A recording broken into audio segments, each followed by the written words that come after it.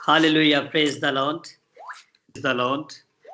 मसीह यीशु के जिंदा जलाली नाम में आप सबकी सलामती हो। आइए मेरे अजीजों, हम एक छोटी सी दुआ करें। आइए पाक रूह को वेलकम करें और रूहुल कुद्दस के ताबे करें अपने आप को। सारा कंट्रोल रूहुल कुद्दस के ताबे कर दें। मुकम्मल तौर पर हम सब जो है वो रूह के ताबे होते हैं। कादर मुतलक खुदा जिंदा आसमानी और जलाली पिता, मैं अपने आप को और इन तमाम बहन भाइयों को जो हमारे साथ इस वक्त शामिल हैं यीशु के लहू में कवर करता हूँ। होली स्पिरिट आप किताबें करते हैं अपने आप को, हम सब अपने आप को सबमिट करते हैं और पूरा कंट्रोल जो है वो आपके हाथों में देते हैं यीशु के नाम में। आसमानी बाप इनके रूहानी कान, रूहानी आंखें यीशु के नाम में खुलें और खुदा उन कलाम की जो मुकाशफात हैं इनकी ज़िंदगियों के ऊपर खुलें और इनके लिए बायस से बरकत हों। खुदावंद ये इस कलाम के मुताबिक अपनी ज़िंदगियों को गुजार सकें। और खुदा आज की शाम जो हम सब के लिए बबरकत है, यीशु के नाम में खुदा इनके ख़ानदानों के लिए बरकत हो, इनके बच्चों के लिए बरकत हो और आज का कलाम इनकी ज़िंदगियों में 100 गुना भल लाए यीशु के नाम में। आमीन। Hallelujah, praise the Lord. मसीह यीशु के नाम में आप सबकी सलामती हो। हम शुक्रगुजारी करते हैं खुदा की, उसके नाम को सारा इज्जत और जलाल देते हैं, खुदा के नाम की ताज़ीम करते हैं क्योंकि खुदावंद भला है और वो हमेशा भलाई करता है। खुदावंद जो है वो अपने वादों में सच्चा है और उसके सारे वादे हाँ के साथ हैं। खुदावंद जो है वो हमारा मर्सीफुल है, ग्रेशियस है, वो हमारे साथ जो है वो हमेशा भलाई करता और वो कहर करने में धीमा और शफकत में गनी है। मेरे अजीजों, हम शुक्रगुजारी करते हैं खुदा के बेटे यीशु मसीह के लिए, जिसको उसने इस जहान में भेजा और उसने सब बने नो इंसान का कफारा दिया, बल्कि उसके आने का जो खास मकसद था वो उसने इस जहान पे जाहिर किया, क्योंकि वो इसलिए आया था कि खोए हुओं को ढूंढे और नजात दे। जिस तरह लूका तबीब की अंजील उसके 19वें बाब में लिखा हुआ है, उसकी 10वीं आयत में, क्योंकि इब्ने आदम खोए हुओं को ढूंढने और नजात देने के लिए आया है। तो मेरे अजीजों, ये एक बहुत बड़ा काम है, एक बहुत बड़ा प्लान था, एक मंसूबा था खुदा का, जो उसने अपने बेटे यीशु के वसीला से पूरा किया। और बनी नो इंसान जो गुनाह के शिकंजे में था, जो इब्लीस के कंट्रोल में था, उसको उसने आजाद किया। यीशु के लहू के वसीला से हमारी कीमत पे की गई है और उसने हम सबको आजाद किया है। आमीन। इसी के ताल्लुक से एक छोटी सी स्टोरी है, मैं चाहता हूं कि हम इसको देखें। बहुत दफा आप लोगों ने इस स्टोरी को सुना होगा, आपने इस कलाम को बहुत दफा सुना होगा। ये 19वें बाब में एक स्टोरी है, यीशु और ज़कई की जो है ये स्टोरी है। आइए पढ़ते हैं इसको। 19वें बाब में, वो यरू में दाखिल होकर जा रहा था और देखो ज़कई नाम एक आदमी था जो महसूल लेने वालों का सरदार और दौलतमंद था। वो यीशु को देखने की कोशिश करता था कि कौन सा है, लेकिन भीड़ के सबब से देख ना सकता था, इसलिए कि उसका कद छोटा था। पास उसे देखने के लिए आगे दौड़कर एक गूलर के पेड़ पर चढ़ गया, क्योंकि वो उसी राह से जाने को था। जब यीशु उस जगह पहुंचा तो ऊपर निगाह करके उससे कहा, ऐ ज़कई जल्द उतर आ, क्योंकि आज मुझे तेरे घर रहना जरूर है। वो जल्द उतरकर उसको खुशी से अपने घर ले गया। जब लोगों ने यह देखा तो सब बुड़बुड़ा कर कहने लगे कि वो तो एक गुनाहगार शख्स के यहाँ जा उतरा। और ज़कई ने खड़े होकर खुदावन से कहा, ए खुदावन, देख मैं अपना आधा माल गरीबों को देता हूँ, और अगर किसी का कुछ नाहक ले लिया है तो उसको चौगुना अदा करता हूँ। यीशु ने उससे कहा, आज इस घर में नजात आई है, इसलिए कि ये भी इब्राहिम का बेटा है। Hallelujah, praise the Lord. यहाँ पे हम चंद बातें सीखेंगे, कुछ थॉट्स जो हैं वो इसमें से सीखेंगे। वो यरू में से दाखिल होके जा रहा था। कौन यरू में से दाखिल होके जा रहा था? यीशु मसीह के बारे में बात हो रही है कि यीशु मसीह जो है वो यरू में से होके जा रहा था। यरू को इंग्लिश में जेरिको कहते हैं। ये यर्दन के पार जो है वो पहला शहर है जिसको उन्होंने फतह किया, और इसको जो है वो ये जो शहर है ये चूंकि दरिया के किनारे, उसके यर्दन के किनारे था, तो इसलिए ये बड़ा अच्छा एक रिजॉर्ट था, बड़ी अच्छी एक जो है वो क्या कहना चाहिए, जिस तरह टूरिस्ट प्लेस समझ लें, इस तरह का था, और बड़ा इसमें मतलब कारोबार और इस तरह के लिहाज से बड़ी इसकी अहमियत थी। तो उस वक्त क्या हुआ, देखो ज़कई नाम एक आदमी था जो महसूल लेने वालों का क्या था जी, सरदार था। ये लीडर था महसूल लेने वालों का। और ये महसूल लेने वाले जो थे, ये कौन थे? ये एक ग्रुप है जो बनी इस्राइल में था, और ये वो लोग थे जो गवर्नमेंट के लिए, उस वक्त की रूमी हुकूमत के लिए काम करते थे और लोगों से टैक्स वसूल करते थे, और कुछ लोगों से कभी कभी ज्यादा भी टैक्स ले लेते थे। इस वजह से ये थे तो यहूदी, लेकिन चूंकि ये गवर्नमेंट के साथ काम करते थे तो दूसरे यहूदी इनको अच्छा नहीं समझते थे। ये नफरत की अलामत जो थे बन चुके थे अपने मुआशरे में। लोग इनसे नफरत करते और इनको गुनाहगार समझते, और इनसे बड़े ही सख्त किस्म का उनका रवैया होता था। ये मुआशरे के रद्द किए हुए लोग थे, अगर आप दूसरे लफ्जों में कहें तो। ये कौन थे जी? मुआशरे के रद्द किए हुए लोग थे, जो महसूल लेने वाले थे, जहाँ सामरी थे। ये वो लोग थे जो बिल्कुल रद्द किए हुए, जिनको कोई देखना पसंद नहीं करता था। और यहूदी जो थे इनसे नफरत करते थे बड़ी। तो असल में ये वो लोग थे जो अपने, जिस तरह कहते हैं, अपने लोगों से कट ऑफ हुए हुए लोग थे। हम एक बात देखते हैं यहां पर, चूंकि खुदा यीशु मसीह जो है बाप की तरफ से आया दरमियानी बन के, तो मेरे अजीजों, यीशु मसीह ने जो बीच में काम किया है दरमियानी के तौर पे, वो हमारा मिलाप करवाया बाप के साथ। और ये भी चूंकि इब्राहिम का बच्चा है और किसी भी तौर से ये उन चीजों से अलग था, मुआशरे में कनेक्ट नहीं था, बिल्कुल रद्द किया गया था। पर मेरे अजीजों, जिसे दुनिया रद्द करती, खुदा उसे रद्द नहीं करता। खुदा जो है वो किसी को रद्द नहीं करता है। खुदा उनकी जिंदगियों को लेता है और उनको खुदा के साथ कनेक्ट कर देता है, क्योंकि यीशु मसीह के आने का मकसद ही यही था कि वो गुनाहगारों के लिए आया है। इसी तरह इंसान भी जो थे वो भी गुनाह की वजह से जो है वो खुदा से दूर थे। तो यीशु मसीह ने चूंकि दरमियानी बन के जो है वो उनको खुदा के साथ जोड़ा है अपना लहू देकर। इसी तरह उसने क्या किया, ज़कई की जिंदगी में भी आकर उसको जो है वो अपने अंदर पवित्र कर लिया। आमीन। जिसको मुआशरे ने रद्द किया हुआ था, जिससे लोग नफरत करते थे, जिससे लोग पसंद नहीं करते थे। और इसके बाद ये था कि इसके अंदर जुस्तजू थी। ये कोशिश करता था कि यीशु को देखे। इसने कई दफा पहले भी हो सकता है कोशिश की हो, लेकिन आज यहाँ पे जो स्टोरी लिखी गई है उसके मुताबिक हम देखते हैं कि वो कोशिश कर रहा था देखे यीशु को, लेकिन भीड़ बहुत होती थी यीशु के पास आगे पीछे, तो कद चूंकि छोटा था। ये एक उसके लिए क्या था, चैलेंज था, एक रुकावट थी। पहली रुकावट क्या थी कि लोग बहुत ज्यादा थे वहां पर, भीड़ हमेशा होती थी यीशु के पास। दूसरी बात क्या थी कि इसका कद जो था वो छोटा था। मेरे अजीजों, उसने इन बातों को एक्सक्यूज नहीं बनाया। कई दफा ऐसा होता है कि लोग कुछ चीजों को क्या करते हैं, एक्सक्यूज बना लेते हैं।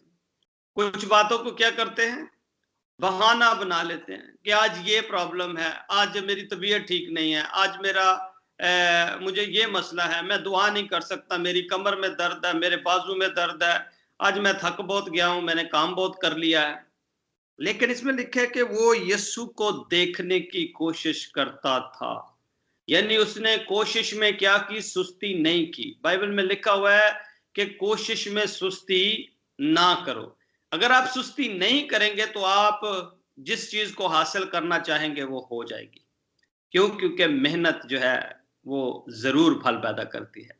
यहां पर भी इसने पहले भी कोशिश की होगी, लेकिन आज फिर इसको मौका मिला। लेकिन दो रुकावटें इसके सामने बहुत बड़ी थी। एक तो भीड़ थी, लोग बहुत ज्यादा थे। दूसरा ये था कि इसका कद छोटा था। अब दोनों प्रॉब्लम जो है इसके लिए बड़ी मुश्किल है। अब यहाँ तो मतलब ये था कि ये कुछ ऐसा करे कि किसी तरीके से यीशु को अकेला मिल ले, लेकिन इसने उन दोनों प्रॉब्लम्स को अपनी कमजोरी नहीं बनने दिया मेरे अजीजों।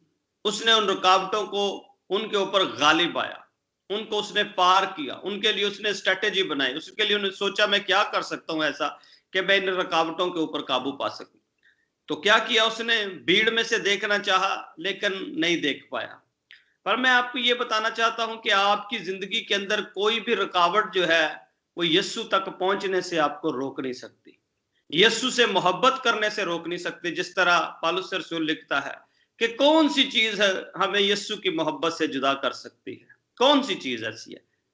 तंगी है, बीमारी है, गरीबी है, नंगापन है, बेरोजगारी है? कौन सी ऐसी चीज है मेरे अजीजों जो आपको यीशु की मोहब्बत से जुदा कर सकती है? कोई भी ऐसी चीज नहीं। जब आप यीशु को देखना चाहेंगे, जब आप यीशु से रिश्ता कायम करना चाहेंगे, रुकावटें कई आ सकती हैं। इब्लीस कई तरह से आपकी जिंदगी के अंदर कई ऐसी चीजें खड़ी कर सकता है जिनके लिए आप सोचे हो कैसे मैं इनको अबूर करूंगा, कैसे मैं इन रुकावटों के ऊपर गालिब आऊंगा, कैसे मैं अपना टाइम मैनेज कर पाऊंगा। मैं तो आज ड्यूटी 12 घंटे करके आया हूं, मैं तो आज 8 घंटे ड्यूटी करके आया हूं, मैं तो बहुत थक चुका हूं। कैसे मैं अपनी जो सुस्ती और कायली है, कैसे मैं इस थकावट के ऊपर काबू पाऊं और मैं खुदा के साथ अपना राब्ता कायम करूंगा। ये सोचने की बातें। बहुत दफा ऐसा होता है कि बहुत सारे लेम एक्सक्यूज लोग देते हैं, बहुत सारे बहाने होते हैं। अपनी नॉर्मल दुआ करने में भी जैसे ही ड्यूटी से आए, बिस्तर में गए, चलो जी काम खत्म हो गया। तो मेरे अजीजों, जब तक आपके अंदर वो तड़प और वो भूख और प्यास नहीं है ना, खुदा भी अपने आप को आपके ऊपर रिवील नहीं करेगा। ये याद रख ले मेरी बात को। आप उसी वक्त रिसीव कर पाएंगे उसे, उसी वक्त खुदा की शख्सियत को पहचान पाएंगे, उसी वक्त वो अपने आप को आपके ऊपर रिवील करेगा जब आपके अंदर तड़प होगी, जब आपके अंदर किसी चीज को पाने की जो है वो ख्वाहिश होगी कि मैं आज यीशु को पाना चाहता हूं, मैं दुआ करना चाहता हूं, मैं उसके साथ अपना ताल्लुक कायम करना चाहता हूं, मैं खुदा उनको देखना चाहता हूं, मैं उसकी शख्सियत को अपने ऊपर रिवील करना चाहता हूं। तभी वो आपको रिवील कर पाएगा, तभी आपके ऊपर रिवील करेगा। अदरवाइज वो आपके ऊपर रिवील नहीं कर सकेगा अपने आप को। रीजन क्या होगा कि आपके अंदर तड़प नहीं होगी। रीजन यही होगा कि आप उस तरह से उसके कलाम के लिए भूख नहीं रखते हो, उस तरह से प्यास नहीं रखते हो। लेकिन यहां पर हम देखते हैं कि जकई इन रुकावटों के ऊपर गालिब आया। तो मेरे अजीजों, अगर जकई एक गैर ईमानदार होते हुए, उस वक्त वो गैर ईमानदार था, एक गैर ईमानदार होते हुए वो अपनी रुकावटों के ऊपर गालिब आया, उसने गलबा पाया, तो क्या आप ईमानदार होते हुए, यीशु को जानते हुए, क्या आप इन चीजों के ऊपर गलबा नहीं पा सकते? क्या आप इन चीजों को कंट्रोल करना नहीं जानते कि कैसे हम जो है वो रिएक्ट करेंगे, किस तरह हम काम करें अपनी इन सारी प्रॉब्लम्स के दौरान? बस उसने कौन सी स्ट्रेटेजी अप्लाई की, देखिए। उसने सोचा कि मैं किसी ऊंची जगह पे क्यों ना चढ़ा जाऊं। अब देखिए, मैं आपको बताना चाहता हूं, उकाब को देखिए। उकाब जो था होता है ना, वो जब नीचे लेवल पे होता है ना, जब थोड़ा थोड़ा उड़ रहा होता है तो वो स्ट्रगल करता है। लेकिन जब वो ऊंची हवाओं में चला जाता है तो वहां पर हवा के जोर पे फिर वो क्या करता है, सिर्फ एंगल बदलता है, उसको मेहनत करने की जरूरत नहीं पड़ती। वो उन सारी ट्रबल से निकलकर ऊपर चला जाता है। दुनिया में बारिश होती है, ठीक है, लोगों के ऊपर बारिश होती है, लोग भीग जाते हैं। अकाब ऐसा परिंदा है जो बादलों से भी ऊपर निकल जाता है, अब उसके ऊपर बारिश ही नहीं होती। तो कहने का मकसद ये है कि अपनी जो रुकावटें हैं, जो मुश्किलात हैं, जो आप समझते हैं कि आपको यीशु के पास जाने से रोक रही हैं, यीशु के साथ वक्त गुजारने से रोक रही हैं, कलाम पढ़ने से कलाम पढ़ने के लिए आपको जो है वो रुकावटें आ रही हैं, यानी कुछ चीजें आपको ड्रैग कर रही हैं पीछे की तरफ, आपको खुदा से दूर लेके जा रही, तो आपको उनके ऊपर क्या करना है? गलबा पाना है। मुकाशवा 3 बाब 21 में लिखा है, यीशु ने कहा जिस तरह मैं उन पे गालिब आया हूं, तुम भी गालिब आओ, ठीक है। और यहां पर हम देखते हैं कि क्या किया है, इन चैलेंजेस के ऊपर जकई ने गलबा पाया है।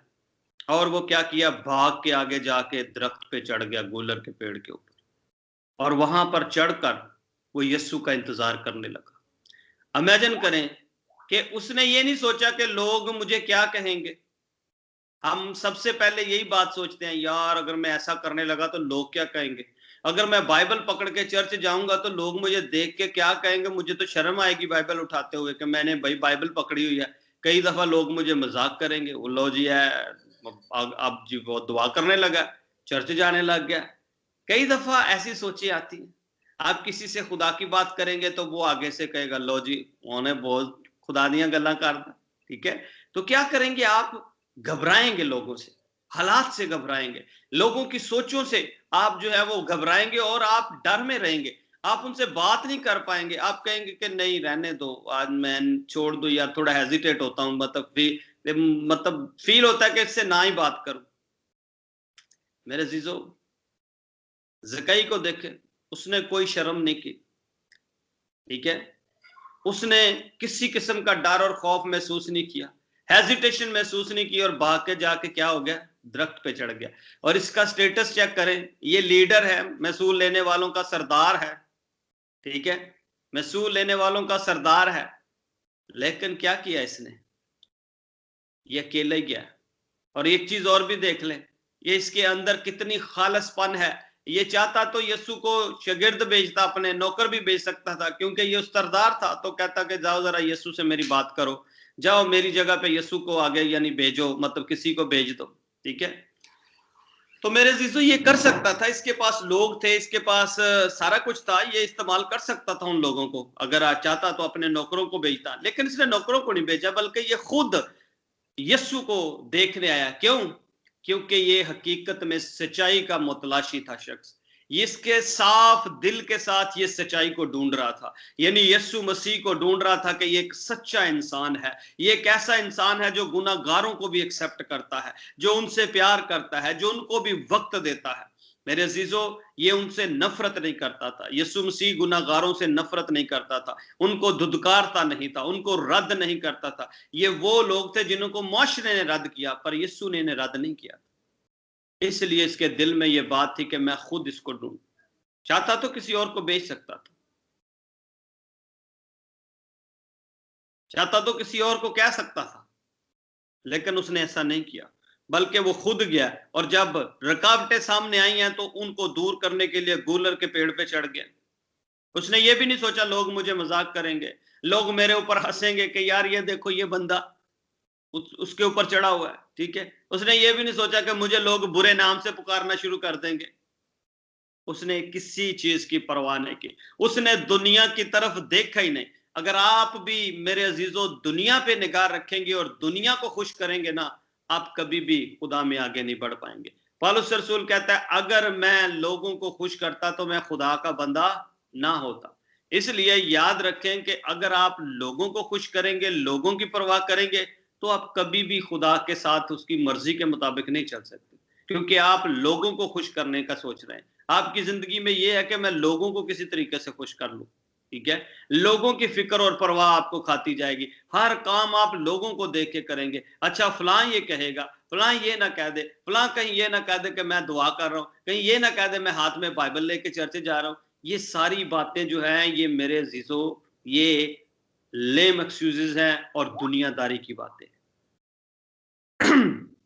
आगे हम देखते हैं कि जैसे ही यीशु मसीह वहां पहुंचा है, आप सोच रहे होंगे कि यीशु को इन सारे वाकयात का, सारी स्टोरी का पता होगा कि क्या हो रहा है क्या नहीं हो रहा।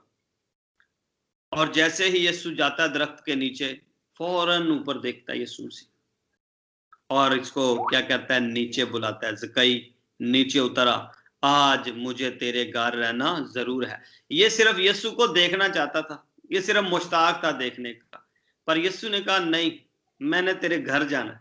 इमेजिन करें कि आप किसी को सिर्फ एक नजर देखना चाहते हो, आपके अंदर जुस्तजू हो के कोई बंदा मुझे एक नजर देख ही, मैं उसे देख ही लूं, यही मेरे लिए काफी है, और वो आगे से आपको कह दे चलो भी भाई आज मैं तेरे घर ही जाना है, तो कैसा खूबसूरत बात हो जाएगी, कैसी वो कहेगा कि वाह वाह वाह मेरे तो नसीब खुल गए।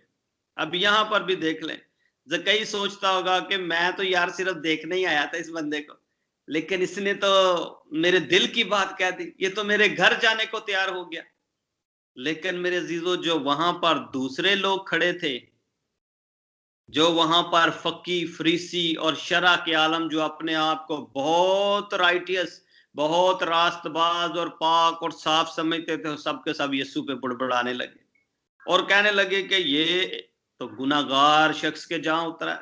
वो कहने लगे ये नबी, इसको पता नहीं है शख्स गुनाहगार है भाई, ये कैसे उसके साथ जा रहा है उसके घर पे, क्योंकि गुनाहगारों के साथ तो हम बैठ ही नहीं सकते, क्योंकि हम तो पाक हैं। तो भाई ये यीशु मसीह के खिलाफ बुड़बुड़ाने लगे, लेकिन यीशु ने इनकी परवाह नहीं की, क्योंकि यीशु की नजर में ज़कई की जिंदगी उन सारी जिंदगियों से कहीं ज्यादा कीमती थी। यीशु ने कहा जो 99 बेड़ें जो तौबा करने की हाजत नहीं रखती, उनकी निस्बत वो एक जो तौबा करने की हाजत रखती है, आसमान पे उसके लिए हजारों फरिश्ते खुशी मनाते हैं, लाखों फरिश्ते खुशी मनाते हैं कि एक शख्स ने तौबा की है। आज भी ऐसा ही है मेरे अजीजों, यीशु मसीह एक एक बंदे को ढूंढता है, एक एक अकेले के हर एक जान से वो प्यार करता है कि उसका फिदिया हर किसी के लिए है। इसलिए जैसे ही उसकी जिंदगी में यीशु आया, जैसे ही निजात आई, पहला काम क्या हुआ मेरे अजीजों, हर चीज बदल गई, रीन्यू हो गई। जकई की नेचर बदल गई। जकई कहने लगा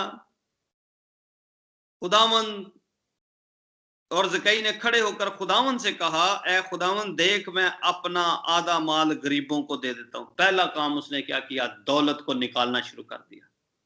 पहला काम उसने यही किया, उसने कहा मैं अपना आधा माल गरीबों को देने लगा हूं, और अगर किसी का कुछ न हक लिया तो उसको 4 गुना मैं अदा करता हूं। मेरे जीजो ये तब्दीली देखे उसके दिल में कैसी है। उसने ये नहीं कहा चलो यह तो मैं पहले जमा कर ली सी, हुण तो मैं अगों तो जिहड़ी है ना नवे सिरे तो हुण मैं दोबारा तो बेईमानी दी दौलत इकट्ठी नहीं करांगा। उसने ये नहीं कहा, क्योंकि उसके दिल में जो शादमानी आई थी नजात के वसीला से, यीशु के वसीला से जो तब्दीली हुई थी, वो पूरे तौर पे जो है वो प्योरली तौर पे खालिस्तन थी, बड़ी साफ और सुथरी थी। इस वजह से उसने किसी चीज की परवाह ना की, ना दौलत की परवाह की, ना किसी और चीज की परवाह की, बल्कि उसने खड़े होकर सबके सामने ऐलान किया कि मैं आधा माल जो है वो मेरा, मैं गरीबों को देता हूं। और यहां पर हम शुरू में पढ़ते हैं कि वो दौलतमंद था। यानी दौलतमंद था का मतलब है कि वो अमीर तरीन आदमी था, वेल ऑफ आदमी था, क्योंकि वो महसूल लेने वालों का सरदार था, और वो आधी दौलत अपनी जो है वो गरीबों को तकसीम करता है, और 4 गुना उनको देगा जिनका उसने ना हक लिया है। मेरे अजीजों, जब नजात किसी घर में आ जाती है तो क्या होता है, उसकी नेचर बदल जाती है, उसकी जो है वो कंप्लीटली तौर पे वो पर्सन जो है वो रीन्यू हो जाता है। जिस तरह खुदा के कलाम में लिखा हुआ है कि दुनिया के हम शक्ल ना बनो, बल्कि क्या करते जाओ, अक्ल नहीं हो जाने से। जब हम यीशु में आते हैं, जब हम निजात पा लेते हैं, तो हमारी अकल नहीं हो जाती है मेरे अजीजों, हम कंप्लीटली तौर पे ट्रांसफॉर्म हो जाते हैं। हर चीज का बदलना जरूरी है। अकल नहीं हो जाने से शक्ल भी क्या करनी चाहिए, उस तरह बदलनी चाहिए। इसका मतलब यह है कि ज़कई पहले लोगों को लूटता था, पैसा इकट्ठा करता था किसी भी तरीके से, लेकिन अब वही बंदा खड़ा है और वो कहता है कि जिसका मैंने ना हक ले लिया मैं उसको 4 गुना देता हूं, जिसके साथ मैंने बेईमानी की है मैं उसको एक्स्ट्रा देता हूं। ये क्यों कर रहा है वो? इसलिए कर रहा है क्योंकि जिस घर में, जिस दिल में नजात आ जाती है, जिस दिल में यस्सु आ जाता है, वो दिल बदल जाता है, वो सोचें बदल जाती हैं, वो चीजें बदल जाती हैं।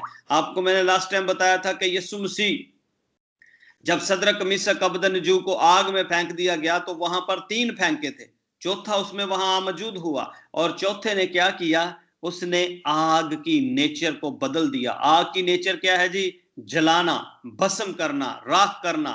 लेकिन क्या किया, उस चौथे ने उस आग की नेचर को बदल दिया। कुछ अलाजादे की जो शक्ल का वहां पर उनके साथ आज शामिल हुआ, उसने क्या किया, उसकी नेचर को बदला। मेरे अजीजों, मेरा और आपका यीशु जो है चीजों की नेचर को बदल देता है, चीजों की नेचर बदली जाती है, लोग जो हैं वो उनकी जिंदगियां बदल जाती हैं, लोगों की सोचें बदल जाती हैं। जब यीशु में आते हैं तो उनकी सोचें बदल जाती हैं।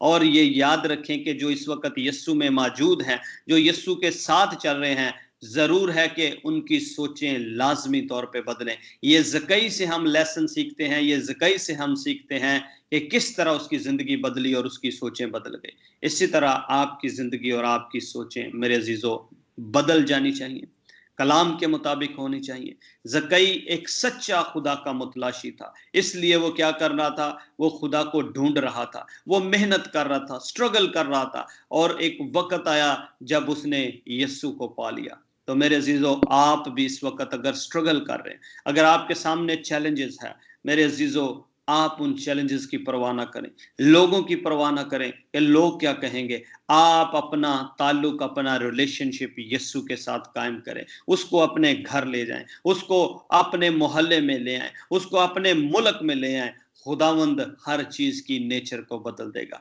ट्रांसफॉर्मेशन शुरू हो जाएगी, इंसानों की नेचर बदलना शुरू हो जाएगी। अगर कोई गुनाह में जिंदगी गुजारता है तो वो पाकीज़गी में आने लगेगा। अगर कोई लड़ाई झगड़ा करता है तो मोहब्बत में बदलने लगेगा। क्यों? क्योंकि खुदा मोहब्बत है। जहां यस्सु आता है वहां पर उसका किरदार आता है, उसका करैक्टर आता है, और यस्सु का किरदार आप सबकी जिंदगी में होना चाहिए, क्योंकि हम यस्सु के फॉलोअर हैं। खुदावंद आपको इस कलाम के वसीला से बरकत दे, आपके घराने बरकत पाए। खुदा उनका फजल हमेशा आपकी जिंदगियों पे रहे। Amen, amen and God bless you. Hallelujah. आइए हम दुआ करते हैं मेरे अजीजों। खुदावंद